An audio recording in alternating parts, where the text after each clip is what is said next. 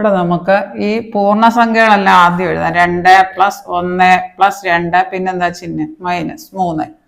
പിന്നെ ഫ്രാക്ഷനുകൾ എഴുതാം. 3/4 പ്ലസ് അടുത്ത ഫ്രാക്ഷൻ ഏതാ 1/2 പ്ലസ് അടുത്ത ഫ്രാക്ഷൻ ഏതാ 4/1 മൈനസ് ലാസ്റ്റ് ചിഹ്നം മൈനസ് ആയതുകൊണ്ട് മൈനസ് ഇട്ടാൽ 2 + 2 + 1 5 -3 പ്ലസ് ഈ പ്ലസ് അരയും മൈനസ് അരയും കൂടെ ക്യാൻസൽ ആയി പോകും.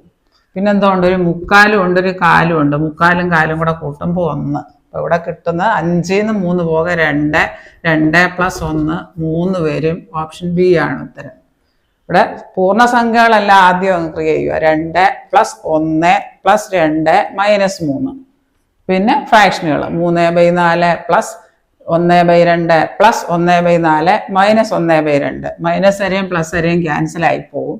ഇവിടെ 2 2 4 1 5 5ൽ നിന്ന് 3 പോകെ 2. പിന്നെ ഒരു മുക്കാലും കാലും ഉണ്ട്. മുക്കാലും കാലും കൂടെ കൂട്ടുമ്പോൾ 1 2 + 1 3 കിട്ടും. ഓപ്ഷൻ ബി ആണ് ഉത്തരം.